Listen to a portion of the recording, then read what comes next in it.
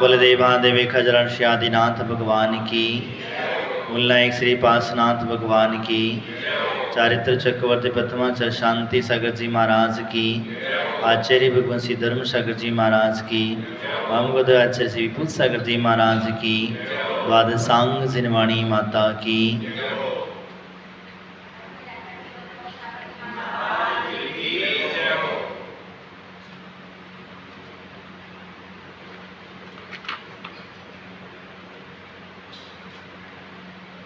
ग्रस्तों की जीव दया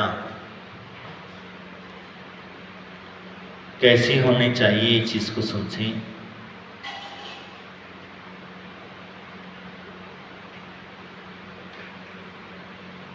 सर्वे जीव दया धारणा गुणास्तिष्ठते मनुष्यरे सूत्रधारा प्रसन्नः हराणां च सराइव।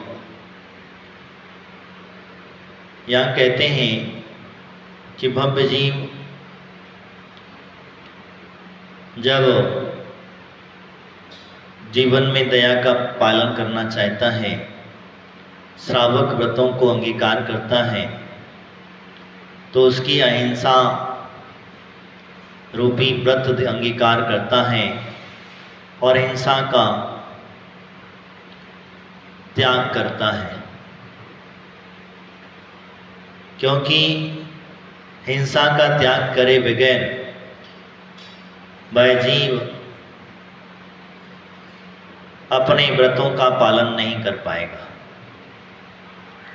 और व्रतों का पालन करना है तो हिंसा का त्याग करना ही करना होगा। इसीलिए सर्वप्रथम उन व्रतों के अंदर में अहिंसा व्रत दिया गया है, और जैनों का मुख्य धर्म रूपी सूत्र जिसको हम लोग मानते हैं, अहिंसा परमो धर्मः, अहिंसा ही परमो धर्म है। क्यों अहिंसा को परमो धर्म कहा? क्योंकि इस अहिंसा से ही हम बाह्य प्राणियों को और अंतरंग जीव की जो भावना है उसे जीता जा सकता है, अपने मन पर कंट्रोल किया जा सकता है, अपने ऊपर भी शासन किया जा सकता है। जितने बड़े बड़े पद हैं, चाहे वो तीर्थंकर का हो, चक्रवर्ती का हो, बलभद्र का हो, नारायण का हो, इन सब के पद जो प्राप्त हुए हैं वो अहिंसा रूपी व्रत से ही प्राप्त हुए हैं। आप सोचेंगे, विचार करने की बात है, उन्होंने अहिंसा रूपी व्रत का कैसे पालन किया? चक्रवर्ती बनने के पूर्व उन्हें मुनि व्रतों का अंगीकार किया। कोई श्रावक चक्रवर्ती नहीं बना, ध्यान रखना। किसी ने श्रावकों के व्रतों को अंगीकार किया है, वो उनका जीवन जब उठा करके आप देखेंगे तो श्रावक व्रत अंगीकार करने के पश्चात समाधि को मरण करके पुनश्च देव पर्याय में जाता है, और देव पर्याय से वह मनुष्य पर्याय में आता है। तो जिसने मुनि व्रतों का पालन किया, कौन से व्रतों का? मुनि व्रतों का पालन किया, उत्कृष्ट समाधि को प्राप्त हुए, और उस समाधि के पश्चात देवगति को प्राप्त हुए, और देवगति के पश्चात वो चक्रवर्ती आदि पदों को प्राप्त हुए। तो जिंदगी भर क्या किया उन्होंने? अहिंसा व्रत का पालन किया। उस अहिंसा व्रत के पालन के प्रभाव से, व्रत के प्रभाव से जो है देव बने, और देव बनने के पश्चात वह मनुष्य की पर्याय को प्राप्त हुए, और मनुष्य में भी उत्कृष्ट मनुष्य बने, चाहे वो तीर्थंकर हो, चाहे वो चक्रवर्ती हो, चाहे बलभद्र हो, नारायण हो, प्रतिनारायण हो, मंडलेश्वर, महामंडलेश्वर आदि राजा पद हो। ये सारे पद जो हैं प्रमुखता से उन्होंने ही प्राप्त किया जिन्होंने अपने व्रतों का पालन किया। अब सोचे विचार करने की बात होती है कि एक भाव में जब थे तब उन्होंने पूर्णता से अहिंसा व्रत का पालन किया और वो मर करके चक्रवर्ती हो गए। तो इसमें तो हिंसा होगी कि नहीं होगी? क्योंकि दिग्विजय करने जाएगा तो हिंसा होगी कि नहीं होगी?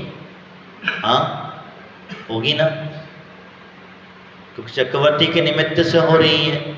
तो जब हिंसा होगी तो उसका व्रतों का भंग हुआ नहीं, वो जिस पर्याय में था उसके प्रभाव से उसे पद मिला है। लेकिन इस भाव में भी आप ये विचार करना, वो अहिंसा रूपी व्रत का प्रभाव था, चक्रवर्ती का पद मिला, उसे युद्ध करने की जरूरत ही नहीं पड़ती है। ये ध्यान रखना,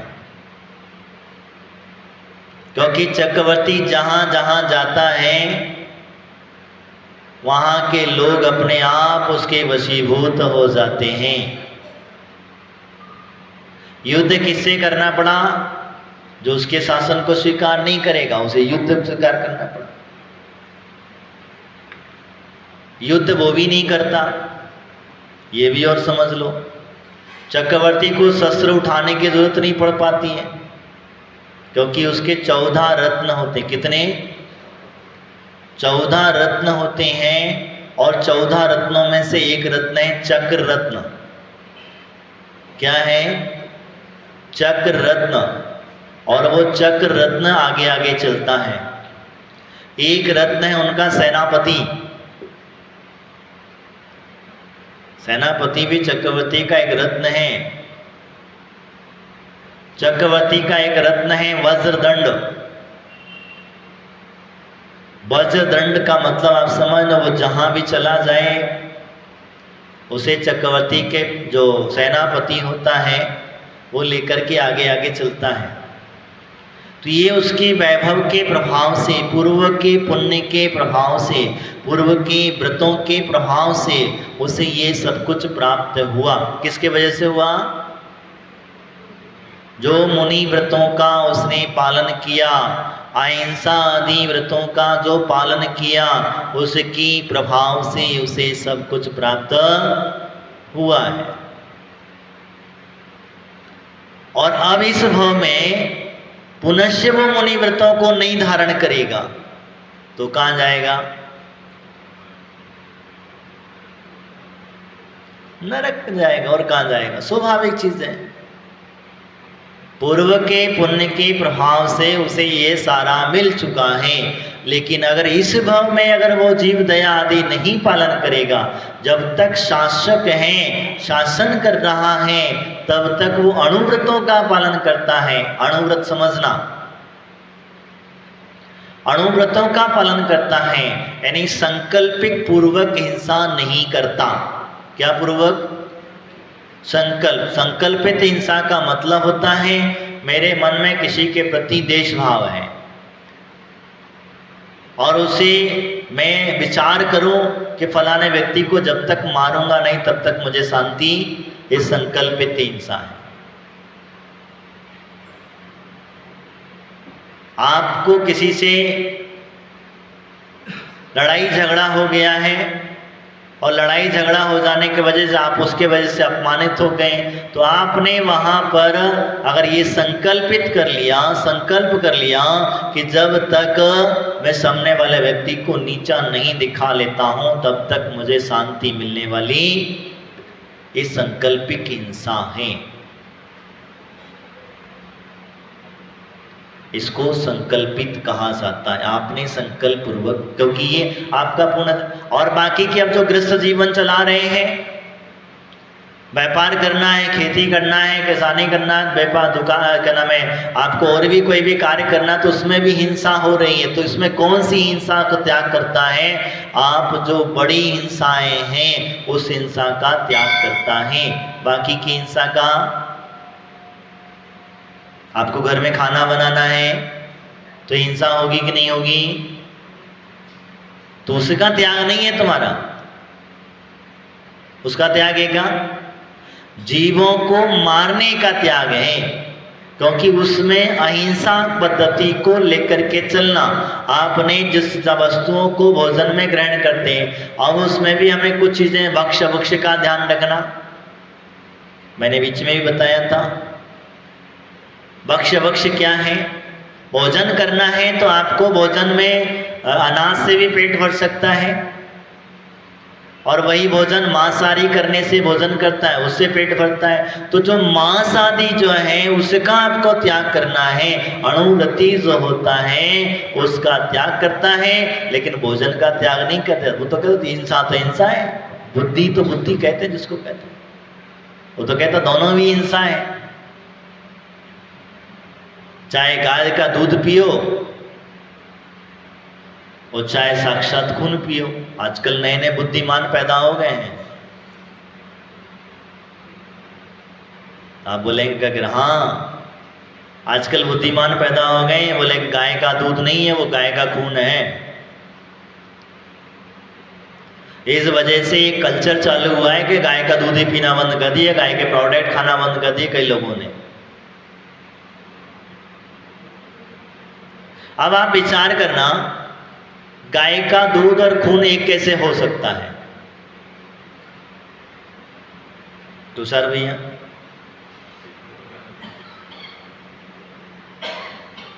आपके जैसे युवा वर्ग ही ज्यादा इसमें दिमाग लगा रहे हैं। हाँ, तो आप बताइएगा गाय का खून और दूध दोनों एक जैसे कैसे हो सकते हैं? नहीं हो सकते।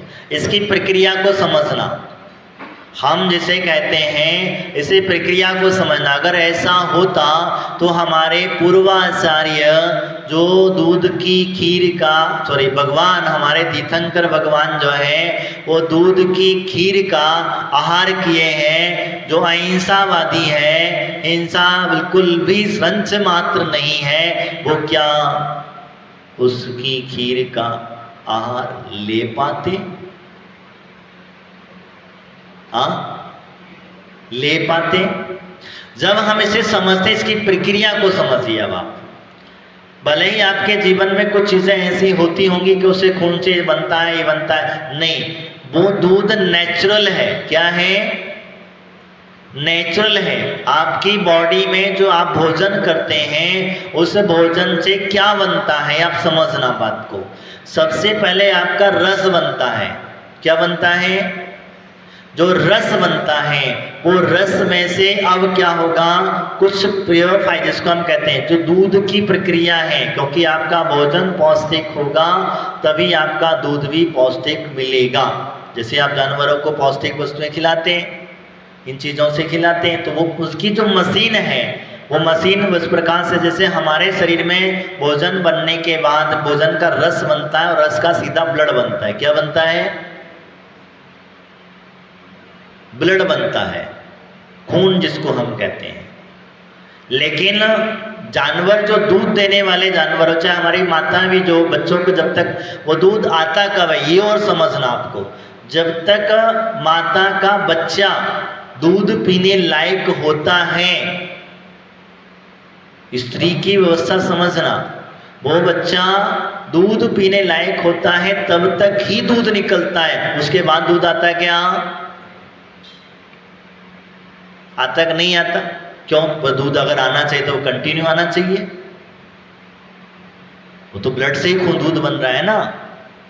अगर किसी का मानना है कि वो तो ब्लड से दूध, तो दूध फिर कंटिन्यू आना, बछड़ा खत्म, बछड़ा नहीं है तो फिर उसके बाद एक टाइम के बाद वो बछड़ा दूध क्यों खत्म हो जाता है, दूध क्यों बंद हो जाता है?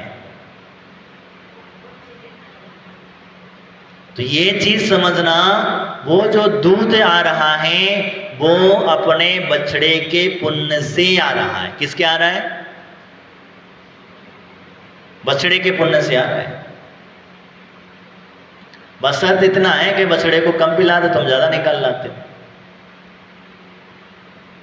क्योंकि ज्यादा को बछड़े को पिला देंगे तो उसको भी नुकसानदायक है, तो वो भी चीज समझना है। और गाय का दूध अगर नहीं निकलेगा तो गाय तड़पड़ा के मर जाएगी, एक और ही व्यवस्था है। लेकिन वो गाय का दूध खून नहीं है, ये चीज विशेषता समझना।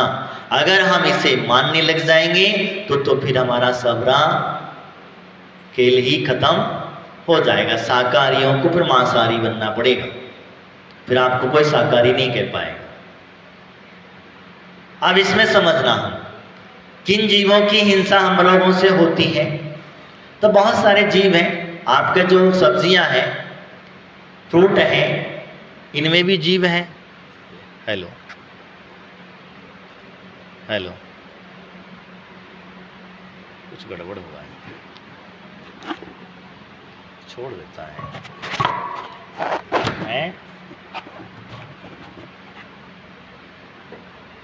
इसको हटा, छोड़ देता है बार बार।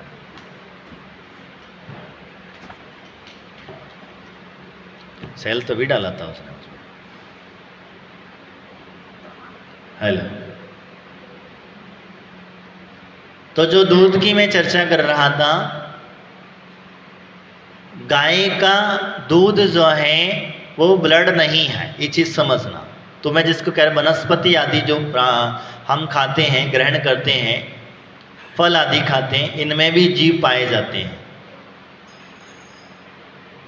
तो वो उसमें एक साधारण वनस्पति होती है, एक प्रत्येक वनस्पति होती है।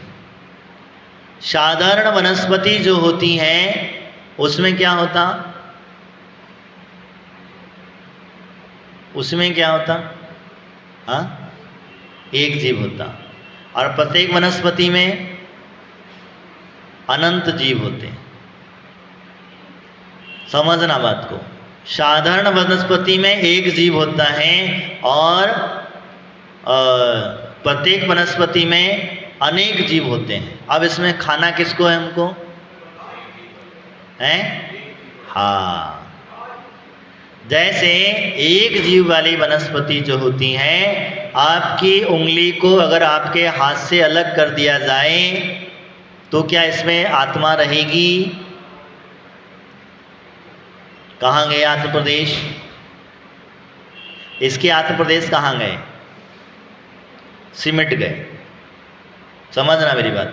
इसके जो आत्म प्रदेश हैं वो सिमट जाते हैं। कहाँ चले जाते हैं? वापस, क्योंकि आत्म प्रदेश अलग नहीं रह सकते हैं, वो सारे एकत्रित होकर के उसके अंदर चले जाते हैं। वो अब ये जीव बचा क्या? जीव क्या बचा?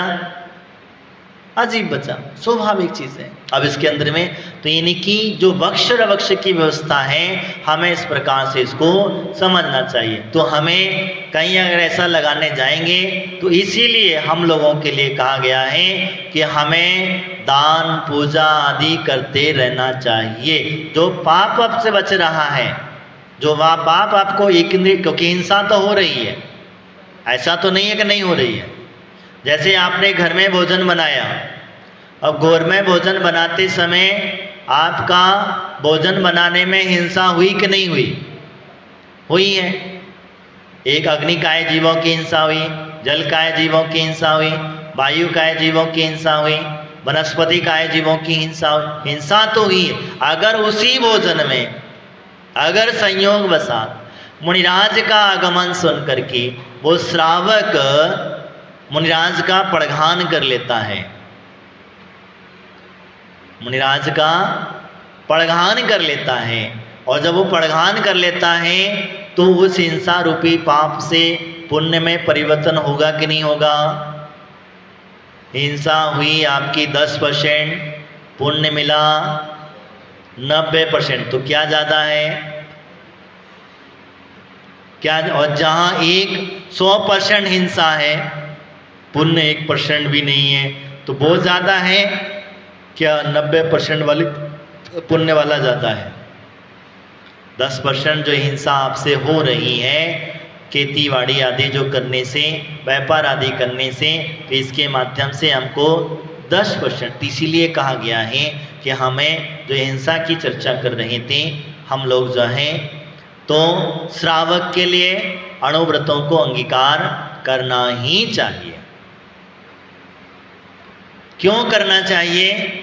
तब आचार्य भगवंत कहते हैं कि अगर आप अणुव्रतों को अंगीकार कर लेंगे, जो हिंसा आपसे हुई है, जो पाप आपसे हुआ है, उस पाप से दुख जो मिलने वाला है, क्योंकि हिंसा रूपी पाप का दुख इतना ही है कि आपको नरक निगोद में लेकर के जाएगा। कहाँ ले जाएगा?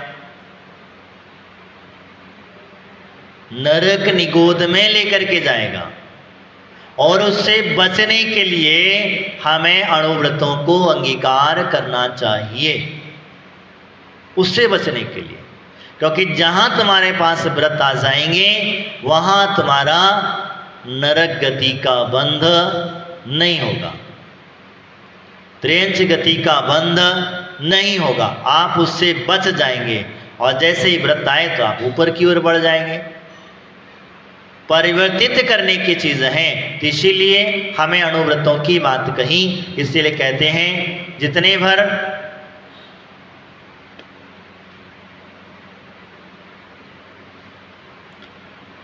जिस प्रकार हम लोग फूलों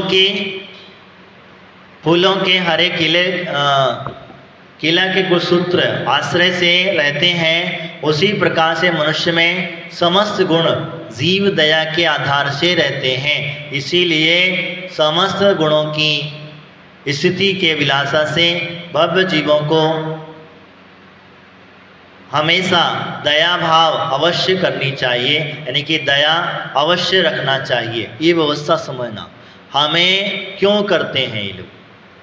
दया भाव जो हैं वो जीवों की अभिलाषा समझना। आपके भाव हैं और आपके भाव हमें अपने गुणों को प्राप्त करने के लिए। एक छोटा सा उदाहरण मैं आपको बता देता हूँ। एक बार एक घर में बड़े बुजुर्ग रहते थे, सब कुछ रहते थे। उस घर में लक्ष्मी का वास था और लक्ष्मी का वास होने की वजह से घर में सब कुछ संपन्न था। एक दिन लक्ष्मी आकर के उसके सामने कहती है कि मैं अब आपके घर से जाना चाहती हूँ। क्या कहा? मैं अब आपके घर से जाना चाहती हूँ। तो जो बड़े बुजुर्ग थे उन्होंने कहा भाई क्यों का कोई कारण नहीं बताया। मैं आपके घर से जाना चाहती हूँ, आपके पास 3 दिन का समय है। कितने दिन का? 3 दिन का समय है और 3 दिन में सोच लेना। जाते जाते आपको कुछ देख करके जाना चाहती हूँ।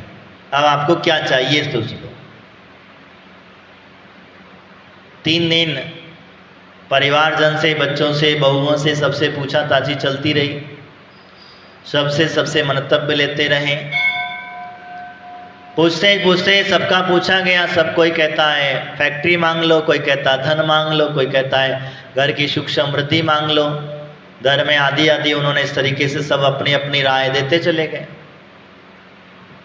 एक सबसे छोटी बहू थी,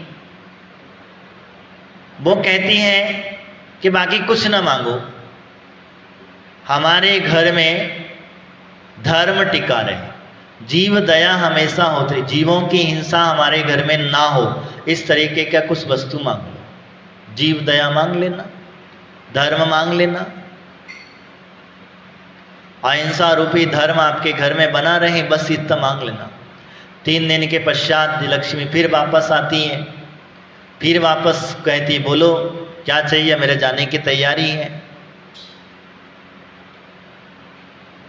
मेरी जाने की तैयारी है।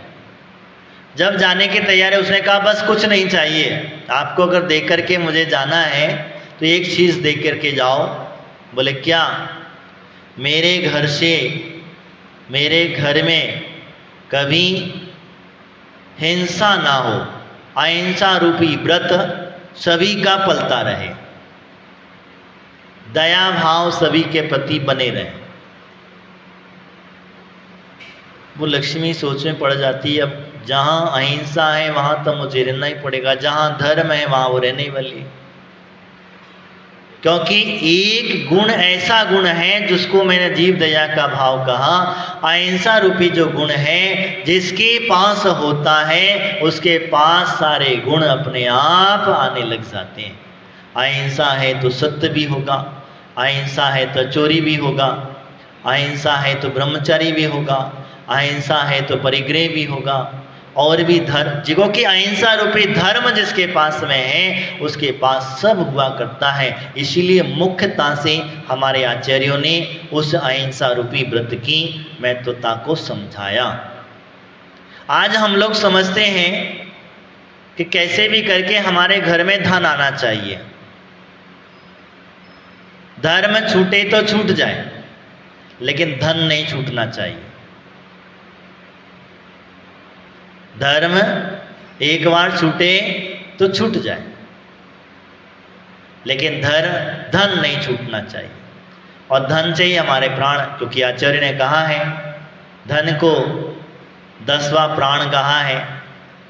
अगर धन आपके घर से चला जाता है तो ऐसा लगता है कि आपके प्राण ही निकल गए। किसी का रेट पड़ जाए, डाका पड़ जाए, फिर देखो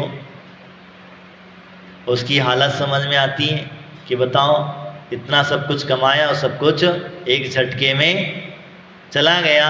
और उसके मन में विचारधाराएं पनपती हैं। इसीलिए यहाँ पर कहा जाता है कि वह हमेशा उस संकल्प रूपी जीव हिंसा से बचना चाहिए। और वो जब धर्म रहता है तो धन अपने आप बढ़ने लग जाता है। तो मैंने चक्रवर्ती का आपको उदाहरण दिया, ऐसे ही नारायण बलभद्र आदि का उदाहरण आपके समझ में आना चाहिए, क्योंकि इनके जीवन में धर्म था, अहिंसा थी, और उसी अहिंसा के वशीभूत होकर के उनके पास में धन वैभव था कि नहीं था बताओ। आज हमारे पास धन वैभव नहीं है, जितना भी है अगर हम इसका सदुपयोग कर लें तो, अगर हम व्यापार करते हैं अहिंसा रूपी व्यापार करें तो, हिंसा ना हो ऐसा व्यापार करें तो, ऐसा भोजन करें हम जिसमें हिंसा कम हो, अहिंसा व्रत का पालन हो, तो क्या होगा, तो हमारे गुण और अपने आप धर्म आदि वृद्धि मिलता रहेगा। इसीलिए यहाँ पर कहा अन्य अन्य प्रकार से हमें अभिलाषा को प्राप्त करते हुए आगे वो कहते हैं कि हमारे जीवन में ऐसा किसने कहा है, तो यहाँ कहते हैं यतीनाम श्राविकाणाम चाव्रतानि सकलान्यपि एका हिंसा परिसिद्ध्यार्थ कथित तानी जिनेश्वर है। यहाँ पर कहते हैं ये आप और हम नहीं कैसी कहने वाला है, ये भगवान ने कहा है। जितने भर मुनियों के व्रत तथा श्रावकों के व्रत सर्वज्ञ देव ने कहे हैं, और ये देव ये सर्व अहिंसा की प्रसिद्धि के लिए ही कहे गए हैं, किंतु हिंसा का पोषण करने वाला उनमें कोई भी व्रत नहीं कहा गया है। इसीलिए व्रती मनुष्यों को समस्त प्राणियों पर दया ही रखना चाहिए। किसने कहा है? सर्वज्ञ देव ने कहा है। आपने हमने कि अगर सर्वज्ञ देव की वाणी आज्ञा को स्वीकार करते हैं तो, अगर आपको सम्यक दर्शन है तो, अगर आपको भगवान के प्रति श्रद्धा है तो आपको उनकी वाणी को स्वीकार करना ही होगा, उनकी आज्ञा को मानना ही पड़ेगा, तभी हमारा कल्याण हो पाएगा।